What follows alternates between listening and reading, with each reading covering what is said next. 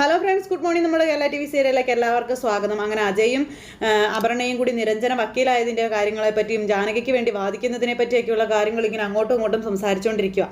അപ്പോൾ എതിർഭാഗത്ത് നിരഞ്ജന വക്കീലായി നിൽക്കുന്നത് വലിയ പ്രശ്നമാണെന്നുള്ള കാര്യം അജയ് അന്നേരം പറഞ്ഞു. ഇത് വലിയ ചർച്ചാ വിഷയമാകുമല്ലോ. ഒരു കുടുംബത്തിലുള്ള ഒരു വാദിയും പ്രതിയുമായിട്ടുള്ള കേസാണെന്നും പിന്നെ വക്കീലന്മാരും അതുപോലെ തന്നെയാണെന്നൊക്കെ പറഞ്ഞാൽ എന്താവും?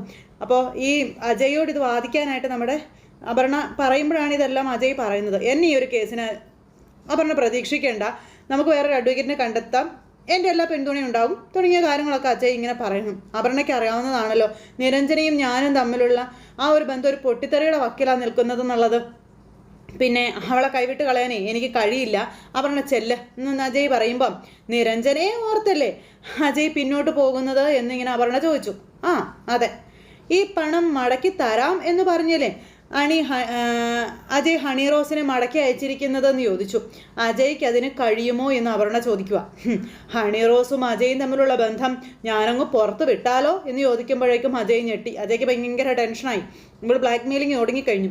അപ്പം നിരഞ്ജന പിന്നെ അജയുടെ ഭാര്യയായി ഒരു നിമിഷം പോലും തുടരുമോ എന്നിങ്ങനെ ചോദിക്കുമ്പോൾ ഭയങ്കരമായിട്ട് ടെൻഷൻ കൂടിക്കൂടി വരിക. ഡിവോഴ്സ് ഒന്നും തന്നെ വേണ്ടി വരത്തില്ല, അതിനു മുൻപേ അവൾ സൂയിസൈഡ് ചെയ്തിരിക്കുമെന്നും പറഞ്ഞിങ്ങനെ അപർണ ഭീഷണിപ്പെടുത്തുക. അതൊക്കെ കേൾക്കുമ്പോൾ അജയ് ഇതിനെ വഴങ്ങുമെന്ന് ഇവർക്ക് അറിയാം. അതുകൊണ്ട് പിന്നെ എന്നെ ഒരിക്കൽ വേദനിപ്പിച്ചവനാ നിങ്ങൾ, ഇനി ഒരിക്കൽ കൂടി എന്നെ നിങ്ങൾ വേദനിപ്പിച്ചാലേ സഹിക്കില്ല ഞാനതെന്നൊക്കെ അപർണ ഈ അജയോട് പറഞ്ഞു. നിങ്ങൾ ഇഷ്ടപ്പെട്ട പെണ്ണിൻ്റെ കൂടെ ജീവിക്കില്ല അജയ്, ജീവിക്കാൻ ഞാൻ സമ്മതിക്കില്ല, നിന്റെ കപടമുഖം ഞാൻ തുറന്ന് കാണിക്കുമെന്നും പറഞ്ഞു ഇവനെ പേടിപ്പിച്ചുകൊണ്ടേ ഇരിക്കുന്നു. ഇവനാണെങ്കിൽ ആകെ ടെൻഷനായി, ഇവളാണെങ്കിൽ അവനെ കൊണ്ട് പോളെന്നും പറഞ്ഞ് നിൽക്കുക.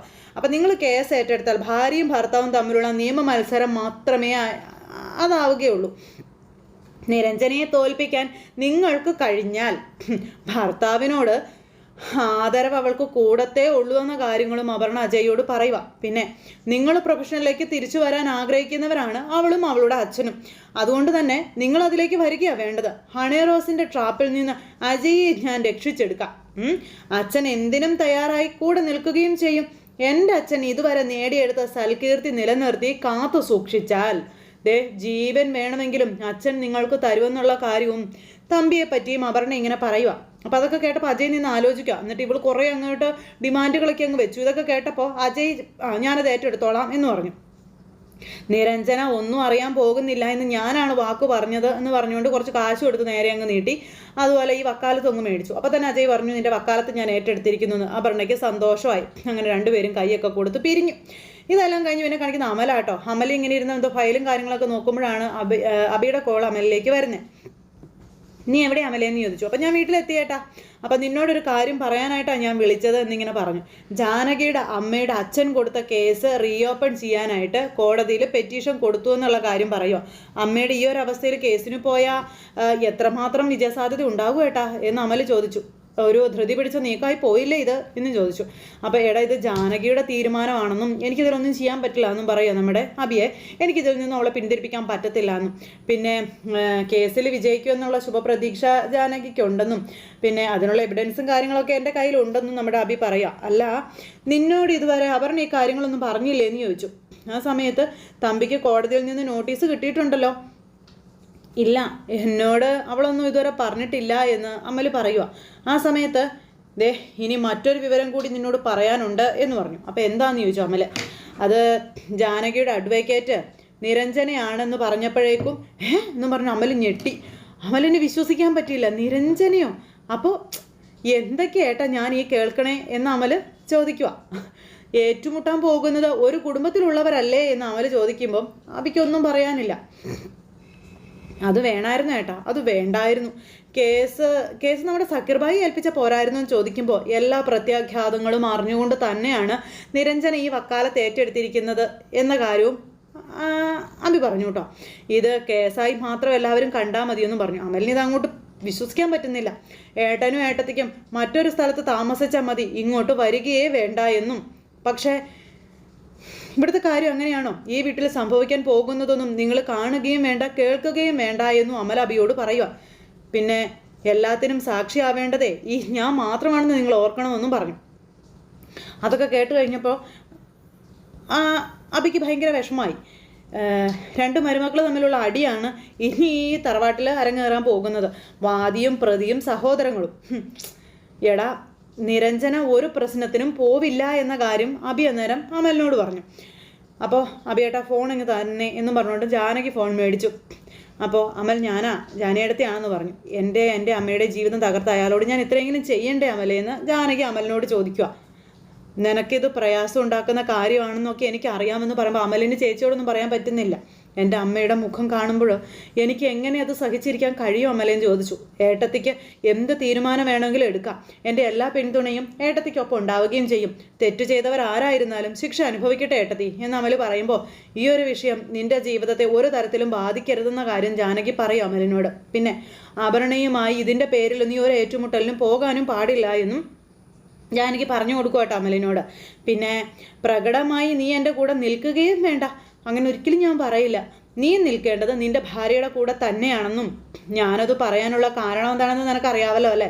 പിന്നെ കഥ അറിയാതെ ആട്ടം കാണുകയാണ് ഇപ്പോൾ അപർണ. അതുകൊണ്ട് തന്നെ അപർണയ്ക്ക് എന്ത് ചെയ്യണമെന്നോ എന്ത് ചെയ്യേണ്ടെന്നോ അറിയില്ല. നീ ഒരിക്കലും അപർണയെ ഒറ്റപ്പെടുത്തരുതെന്നൊക്കെ പറഞ്ഞു കൊടുത്തു ജാനകി. അങ്ങനെ ഫോണും കട്ട് ചെയ്തു. അത് കഴിഞ്ഞപ്പോൾ എങ്ങനെ കേസ് ജയിക്കുമെന്നുള്ളൊരു ചോദ്യം അവൻ്റെ മനസ്സിലുള്ളതെന്ന് അബി ജാനകിയോട് പറയുക. അപ്പോൾ കേൾക്കുന്ന ആരും ചോദിക്കുന്ന ഒരു ചോദ്യമാണ് അതെന്ന് പറയുമ്പോൾ അബിയേട്ടൻ്റെ ഫോണിൽ തമ്പിയുടെ ഏറ്റുപറച്ചിലില്ലേ എന്ന് ചോദിച്ചു. അത് തന്നെ ഏറ്റവും വലിയ തെളിവല്ലേ എന്ന് ചോദിക്കുമ്പം എൻ്റെ ഏറ്റവും വലിയ പ്രതീക്ഷയും അത് തന്നെയാണെന്ന് അബി അന്നേരം പറഞ്ഞു. അങ്ങനെ അതെല്ലാം പറഞ്ഞ് നിൽക്കുമ്പോൾ അബിയേട്ടമ്മ ഭക്ഷണം കഴിക്കാമെന്ന് പറഞ്ഞുകൊണ്ട് ജാനകി വിളിച്ചുകൊണ്ട് പോയി. അത് കഴിഞ്ഞ് പിന്നെ രാത്രി അളകാപുരിയിലെ വീട്ടിൽ അമൽ ഇങ്ങനെ ഇരിക്കുമ്പോൾ നമ്മുടെ അപർണ അങ്ങോട്ടേക്ക് വന്നു. വിവരങ്ങളൊക്കെ അറിഞ്ഞില്ലേ എന്ന് ചോദിച്ചു. എന്ത് വിവരങ്ങൾ? എന്താ അമലെ ഒന്നും അറിയാത്തതുപോലെ അഭിനയിക്കുകയാണോ എന്ന് അപർണ അമലിനോട് ചോദിക്കുമ്പം അതെ, നിന്റെ കഴുത്തിലെ താലി കെട്ടിയ നാൾ മുതൽ ഞാനല്ലാണ്ടായി എന്നും പിന്നെയുള്ളത് എൻ്റെ അഭിനയം തന്നെയാണെന്ന് നമ്മുടെ അമൽ ഇവളോട് പറഞ്ഞു. എൻ്റെ അഭിനയം കണ്ട് ഞാൻ കോമാളിയാണെന്ന് പോലും നീ പറഞ്ഞില്ലേ എന്ന് ചോദിച്ചു. അപ്പോഴും ഇവളൊന്നും മിണ്ടുന്നില്ലേ. ശരിക്കും നിന്റെ മുന്നിൽ ഞാൻ അഭിനയിക്കാടിയെന്നും പറഞ്ഞുകൊണ്ട് അമൽ ഇവളോട് ശരിക്കും നല്ല വർത്തമാനം പറയുമ്പോൾ നിന്റെ ഏട്ടൻ്റെയും ഏട്ടത്തിയുടെയും പുതിയ നീക്കം നന്നായിട്ടുണ്ട്, ഞാൻ പ്രതീക്ഷിച്ചത് തന്നെയാണെന്ന് പറഞ്ഞപ്പം അല്ല ഞാൻ അറിയാൻ വേണ്ടിയിട്ടാണെങ്കിൽ വ്യക്തമായിട്ട് എന്നോട് പറയണം, ഞാൻ അറിയണ്ടെങ്കിൽ പറയുകയും വേണ്ടാന്ന് അമൽ. നീ ഇങ്ങനെ തല ഉയർത്തിപ്പിടിച്ച് നടക്കുവേടാ. അപ്പോൾ അയ്യോ എൻ്റെ തലയ്ക്ക് ഇതുവരെ ഒരു കുഴപ്പവും ഇല്ല എന്ന് അമൽ പറയും അപർണയോട്. അബി ഇപ്പോൾ അകറ്റിയാണ് നിന്നെ നിർത്തിയിരിക്കുന്നതെന്നൊക്കെ എനിക്കറിയാം. വാലായിട്ട് നടക്കുന്നവരുടെയൊക്കെ അവസ്ഥയെ ഇതൊക്കെ തന്നെ അമലേ എന്ന് പറഞ്ഞ് ഇവൾ കളിയാക്കുമ്പോൾ ഞാൻ ഏട്ടൻ്റെ വാലല്ലേ ആയിട്ടുള്ളൂ. ഏട്ടനും ഏട്ടത്തെയും തിരിച്ചറിയാത്തവർക്ക് വാൽ എന്ന വാക്കിൻ്റെ വില പോലും അറിയത്തില്ല എന്ന് അമൽ പറഞ്ഞു. ഇനി അതേ പിടിച്ച് നീ എൻ്റെ നേർക്ക് വരാനൊന്നും നിൽക്കേണ്ട. ജാനകി അച്ഛൻ്റെ പേരിൽ രാധാമണി വാരസ്യാർ എന്നൊരു സ്ത്രീക്ക് വേണ്ടിയിട്ട് കോടതിയിലെ കേസ് ഫയൽ ചെയ്തിരിക്കുകയാണെന്ന് പറയുമ്പം ജാനകിയടുത്ത് അച്ഛനെതിരെ കേസ് കൊടുത്താൽ നിനക്ക് എന്ത് ചെയ്യാൻ പറ്റുമെന്ന് അമൽ അന്നേരം ചോദിച്ചു.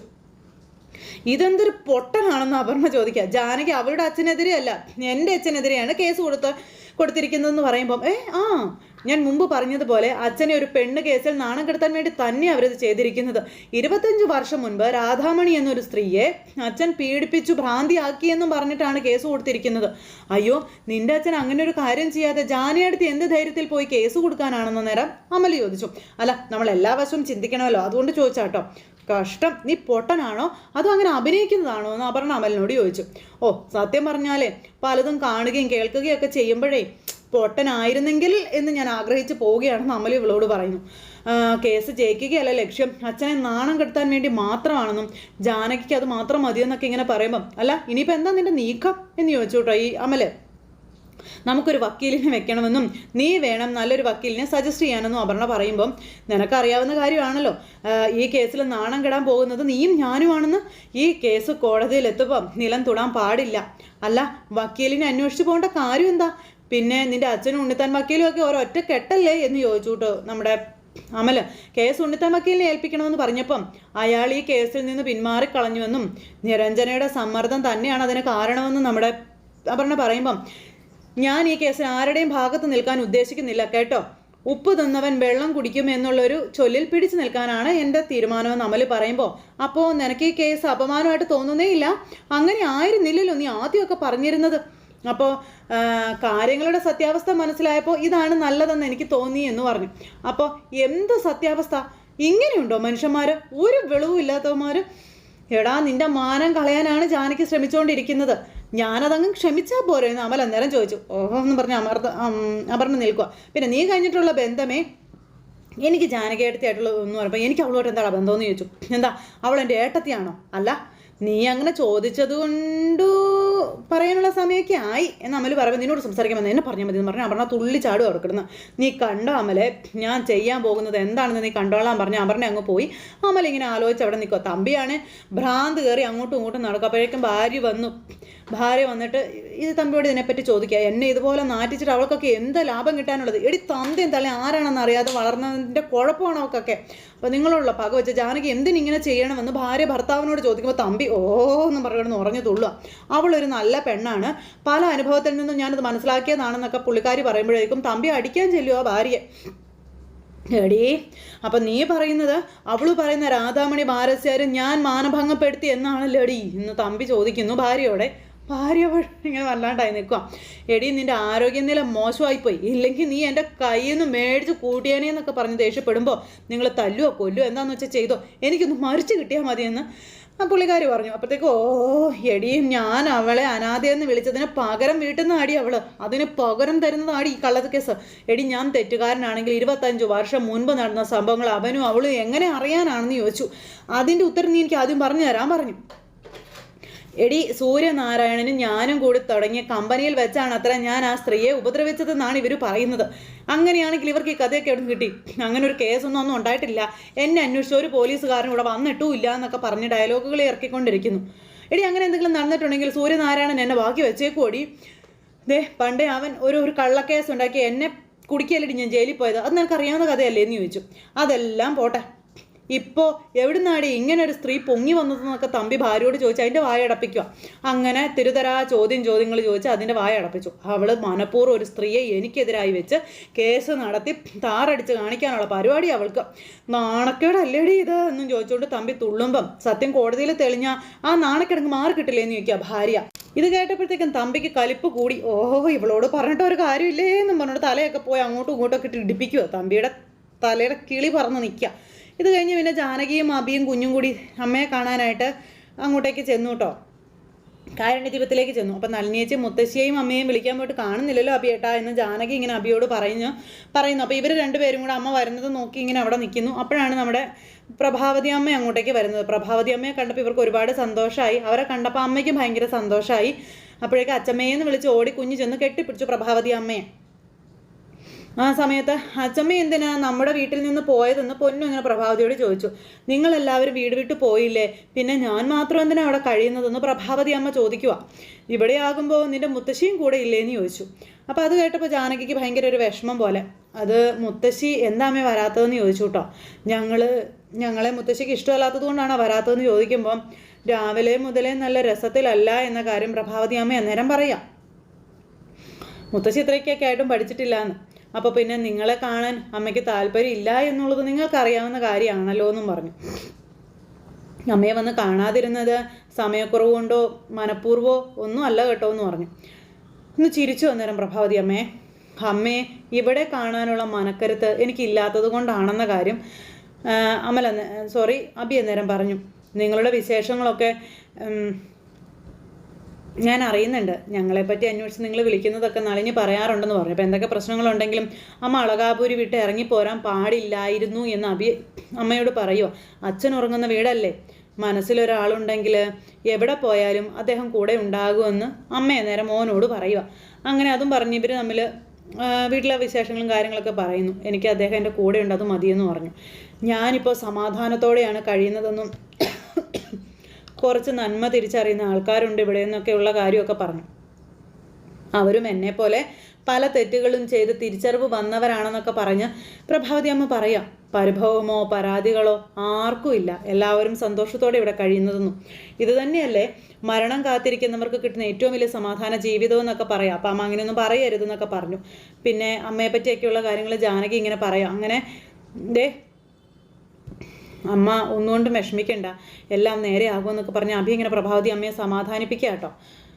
അങ്ങനെ ജാനകിയും അബിയും പ്രഭാവതി അമ്മയും കൂടി സംസാരിച്ചുകൊണ്ടിരിക്കുമ്പോൾ അബി നമ്മുടെ സ്നേഹത്തിനിടയിൽ ഒരു കരട് വീണെന്നും നമ്മുടെ സ്നേഹ വീട്ടിൽ വിള്ളലും അകൽച്ചയും ഉണ്ടായെന്നൊക്കെ ഇങ്ങനെ അബി അവിടെ നിന്ന് പറയുമ്പോൾ പ്രഭാവതി അതെ എന്നും പറഞ്ഞുകൊണ്ട് ഇങ്ങനെ എന്നൊക്കെ പറഞ്ഞുകൊണ്ട് മൂളിക്കൊണ്ട് നിൽക്കുക. സ്നേഹം എന്താണെന്ന് തിരിച്ചറിയാനുള്ള ഒരു പരീക്ഷണമാണ് അമ്മ ഇപ്പോൾ നടന്നുകൊണ്ടിരിക്കുന്നത്. അതിന് നമ്മൾ ജയിക്കും അമ്മേ എന്ന് അബി പ്രഭാവതിയോട് പറയുക. അപ്പോൾ അങ്ങനെ പറയുമ്പോൾ ജാനകിയും അതേന്നും പറഞ്ഞ് ഇങ്ങനെ നിൽക്കുന്നു കേട്ടോ. എല്ലാം നമ്മൾ തിരിച്ചു പിടിക്കും, അമ്മ നോക്കിക്കോ, ധൈര്യമായിട്ടിരിക്കുക, അച്ഛൻ മാത്രമേ നമുക്ക് പോയിട്ടുള്ളൂ അമ്മയെന്നും പറഞ്ഞുകൊണ്ട് നമ്മുടെ അബി ഇങ്ങനെ അമ്മയ്ക്ക് വാക്ക് കൊടുക്കുമ്പം നിങ്ങൾ സമാധാനത്തോടെ ജീവിക്കുക, അതിൽ കൂടുതൽ ഞാൻ എന്തു പറയാനാണെന്ന് പ്രഭാവതി അന്നേരം പറഞ്ഞു. പൊന്നുവിനെ കാണാൻ കഴിഞ്ഞതിൽ എനിക്ക് ഒരുപാട് സന്തോഷമുണ്ട് എന്നൊക്കെ പറഞ്ഞു. പിന്നെ നിന്റെ അമ്മയ്ക്ക് സുഖമല്ലേ എന്ന് പ്രഭാവതി അമ്മ ചോദിക്കും. അവരെ അളകാപുരിയിലേക്ക് കൊണ്ടുവരാൻ നീ എന്തിനാ മടിക്കുന്നത് എന്നൊക്കെ ഇങ്ങനെ ചോദിക്കുമ്പം അത് പിന്നെ അമ്മയെ കണ്ടെത്തിയ കാര്യം ഞാൻ അമ്മയോട് പറഞ്ഞിരുന്നു അബിയേട്ടാന്ന് ജാനകി അന്നേരം അബിയോട് പറയാം. ഓർമ്മകൾ നഷ്ടപ്പെട്ടു പോയൊരു നിലയിലാണ് അമ്മയുള്ളതെന്നും ആരോടും അമ്മ സംസാരിക്കില്ല എന്നും പറഞ്ഞു. അപ്പം അച്ചമ്മയ്ക്ക് അമ്മാമ്മയുടെ ഫോട്ടോ ഒന്ന് കാണിച്ചു കൊടുക്കും അമ്മ എന്ന് പൊന്നുകുട്ടി പറയുമ്പോൾ ഞാൻ അമ്മയ്ക്ക് എൻ്റെ അമ്മയുടെ ഫോട്ടോ കാണിച്ചു തരാമെന്ന് പറഞ്ഞത് കാണിച്ചു കൊടുത്തു. അന്നേരമാണ് അന്ന് വഴിയിൽ വെച്ച് കണ്ട കാര്യങ്ങളെപ്പറ്റി നമ്മുടെ പ്രഭാവതി അമ്മ ആലോചിക്കുന്നത്. പ്രഭാവതി അമ്മ ഈ അമ്മയെ കണ്ട കാര്യം എന്നിട്ട് ഇവരോട് പറയുകയും ചെയ്തു. അപ്പോൾ ഇവരിങ്ങനെ അന്തം വിട്ട് അങ്ങോട്ടും ഇങ്ങോട്ടും നോക്കി നിൽക്കുന്നിടത്ത് ഇന്നത്തെ നമ്മുടെ സൂപ്പർ ഹിറ്റ് കഥ അവസാനിച്ചു. ഇനി ഓരോ ദിവസവും പ്രവചനാതീതമായിട്ടുള്ള കഥാമുഹൂർത്തങ്ങളുമായിട്ടാണ് നമ്മുടെ എപ്പിസോഡുകൾ വരാനിരിക്കുന്നത്. അപ്പോൾ എല്ലാവരും കാത്തിരുന്ന് കാണത്തില്ല. എല്ലാവർക്കും നല്ലൊരു ദിവസം ആശംസിക്കുകയാണ്. എല്ലാവരുടെയും സപ്പോർട്ടിനും സ്നേഹത്തിനും ഒരുപാട് നന്ദി അറിയിക്കുന്നു. അടുത്ത സൂപ്പർ ഹിറ്റ് കഥയുമായി കാണുന്നത് വരെ എല്ലാവർക്കും നന്ദി. സ്വീകരിക്കാൻ ബൈ ബൈ ടാറ്റാ.